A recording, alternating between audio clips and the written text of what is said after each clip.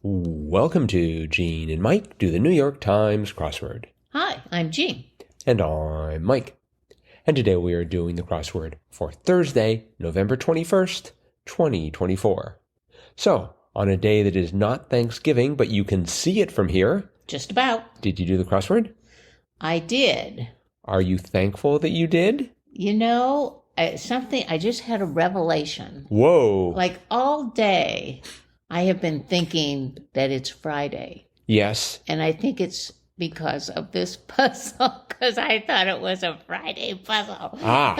So I was like, I just like, oh, the weekend's coming. Well, no, not yet. But anyway, yeah, all day I've been thinking, gee, it's Friday, but no, it's only Thursday. And you blame it on the crossword. It was the puzzle that made me think it, because boy, I found this to be a very difficult puzzle, especially for a Thursday. Well, I was, so we had the rebus on Wednesday. Yes. So it's like, what will they do? What will they do on Thursday? They'll make the crossword really hard. Right. And really very interesting. I thought the clues here were fabulous. Oh, the clues were fabulous. And yes, it was a very interesting puzzle, but hard. Right. Just the nature of the theme, I think, made it a difficult puzzle. Mm-hmm. Because all of the themed answers were very long, and you had to get quite a few of the letters.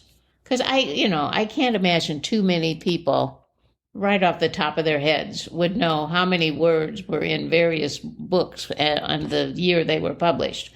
So I just think you would have to get the answers from the crosses, and you needed quite a few crosses before you could get the answers because they were so long.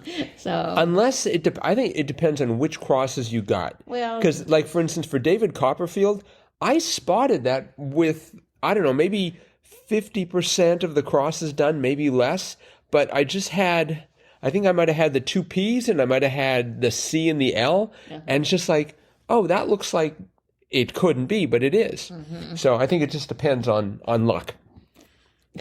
Okay. Really, it does. It depends if you get the right crosses, and if for some reason you're thinking about that, it just happens.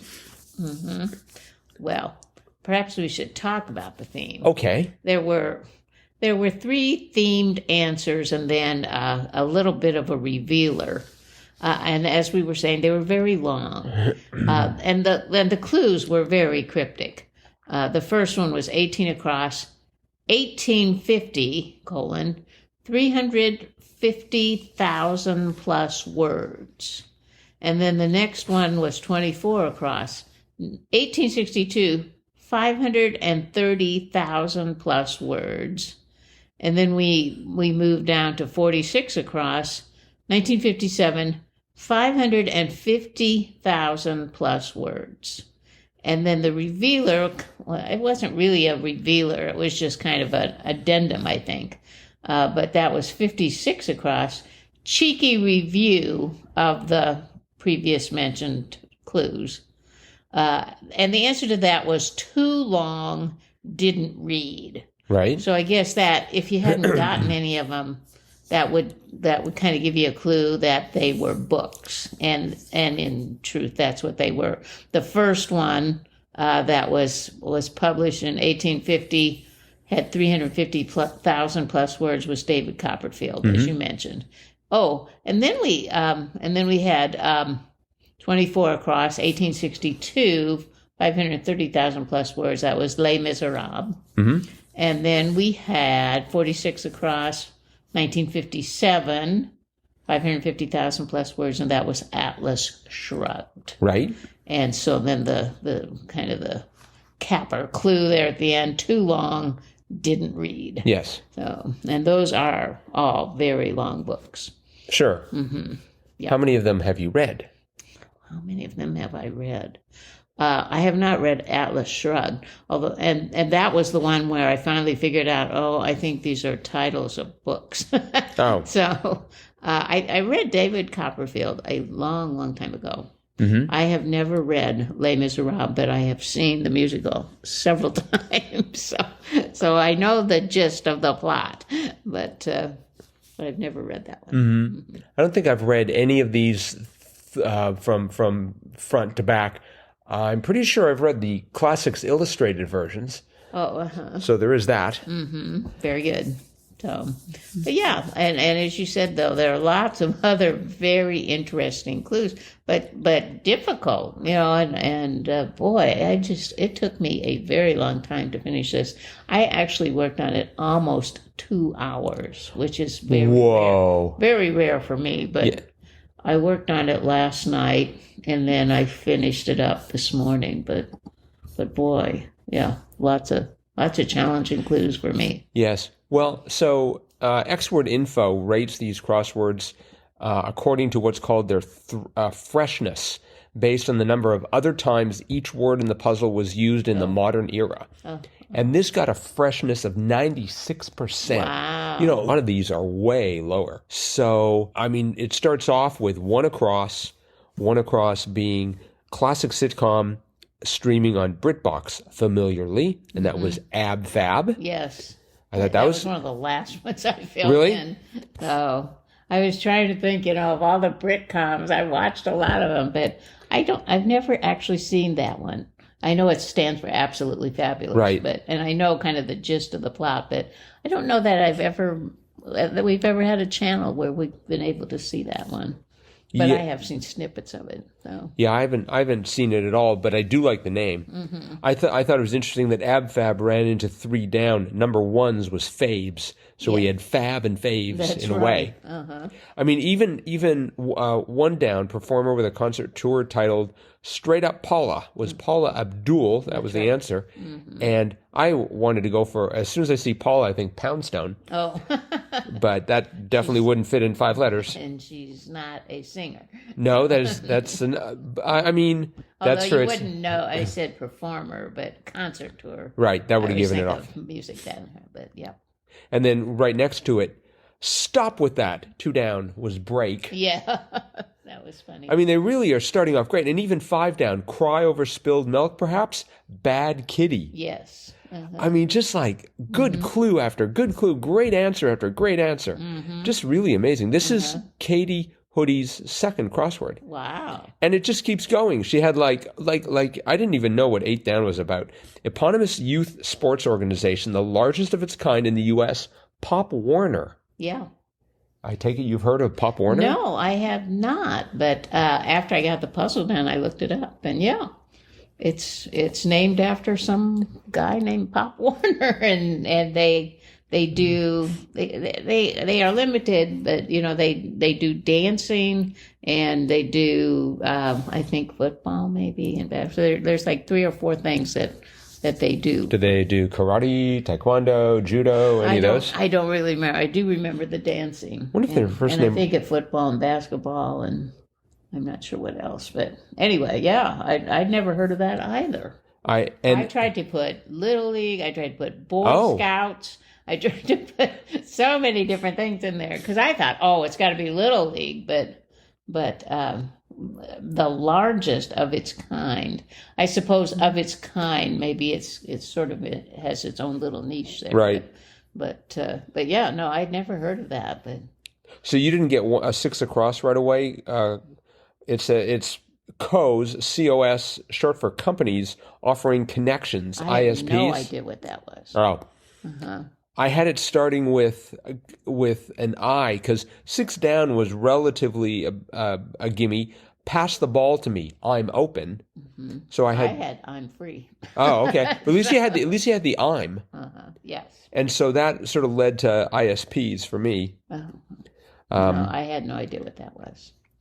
So moving right along, we're still in the top part of the crossword, and it's still hard. Jordan's only coastal city 10 across was AQABA, and right underneath that was Burj Khalifa's home, 17 across. And I'm like, where is that? It's somewhere in the Middle East. Yes. It was Dubai. Dubai, yes. I wasn't sure how to spell Dubai, but eventually, because 13 down, this was kind of a cryptic one. Blank grazing, winter farm feeding strategy, and I put silo, like silo, silage, feeding them silage rather than I don't know what else. But it turned out to be bale. So I had Dubai as Dubia, but Dubia. Scooby-Doo-Dubia. But it turned out to be bale, so it was Dubai. And then 14 down, bolsters. Was AIDS. AIDS, yes. Mm-hmm. I mean, that's not necessarily that hard, but... It was for me. Oh, okay. All right. Another great clue that I laughed when I finally figured it out, 43 across. Students run for it. Gym class. Yes. Of course. I was thinking student council. I was thinking of things they would be voted into, but no, gym class. Yeah, I was thinking like track and field. Oh, But that didn't work either. Let's see. We had one that was we've seen before. 33 down, like some barrel-aged spirits, oaky. Oaky, yes. And then the one next to it, 34 down, invoice unit was an item. That's right. That was... Oh, and then the one next to it was great, 25 down. Character in a classic whodunit, Miss Scarlet. Yes. That was ingenious. I tried to get Miss Marple in there, but it was Miss Scarlet. Miss Scarlet, yep. It bothered me when I had the 3 S's there in a row. Yes. I'm like, oh, that can't be right. Uh-huh. So, but it was. Yep. We had, let's see, down in the bottom left, 51 down, theater throwaway was a stub. Right. Followed by 52 down, gala throwaway was a core. Right. Oh, it's like, wow. Just great quality everywhere. Yep. Every single clue. Yep. 39 down, not wired say. So I was thinking it was like Bluetooth, but it was acoustic. Right. That took me a long time to get that one. Mm-hmm. Yeah, me too. I did know 54 across, sewing machine inventor Howe, Elias. Right. Yes, so, I did know that too. Glad to see Elias there. Mm-hmm.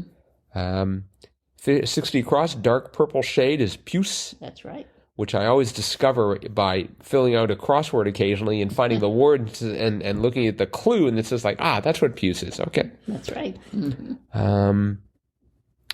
Let's see. We had a reference to some sort of a film. We had 29 down. Prince saved from drowning by 39 across. 29 down was Eric, right. And 39 across, Princess played by Halle Berry in a 2023 film, Ariel. That's right. Little Mermaid. Thank you. Yep.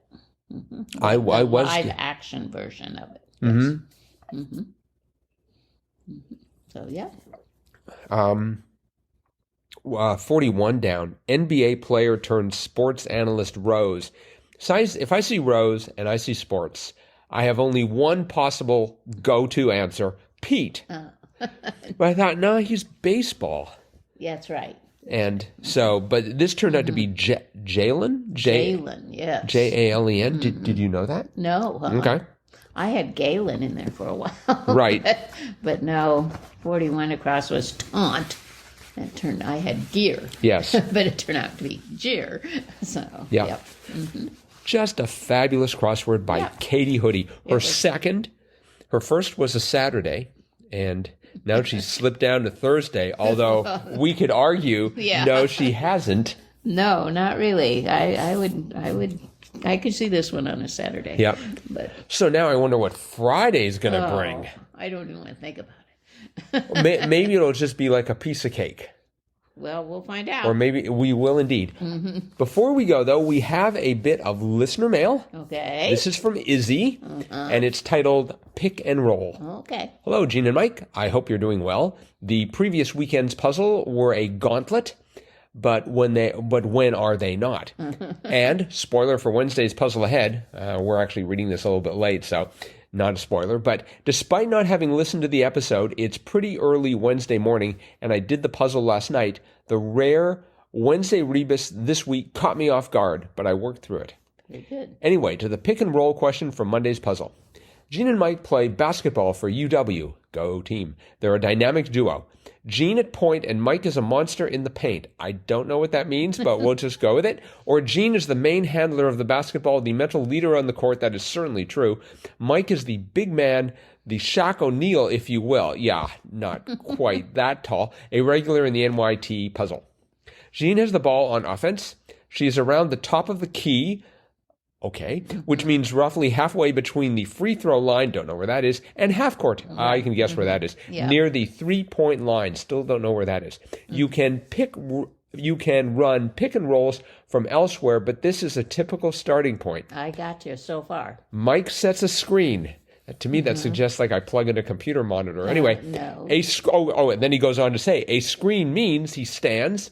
You must stand still. You cannot move, or otherwise this is a foul called a moving screen. Makes sense. To block Gene's defender.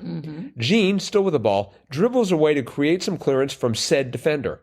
As Gene creates the clearance, Mike makes a move toward the basket. The defender, after being held up by Mike's screen, is now rushing to get back to Gene. I'm going to need a diagram here. Gene then passes the ball to a wide-open Mike for the game-winning 360 tomahawk dunk. Okay. Gene gets an assist. Mike gets 2 points.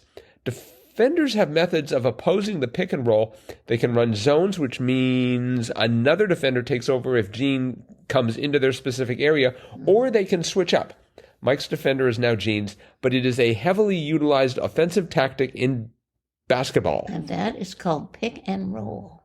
I've seen that, but I never knew that's what it was called. He wraps it up. I hope this helps. It may not, but it's early and I've yet to caffeinate properly. Boy, that was a pre-caffeinated missive. Pretty impressive. Thanks for the daily shows, Izzy. Oh, that's very good. Yes, thank you so much for that, Izzy. I can just picture it now. Now I know what a pick and roll is. I have no idea what I just read.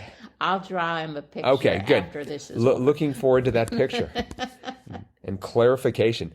All right, that is it for today then. So thanks everyone for listening. We'll be back again with our cutting edge analysis of what we hope won't be a killer Friday crossword tomorrow. Bye-bye.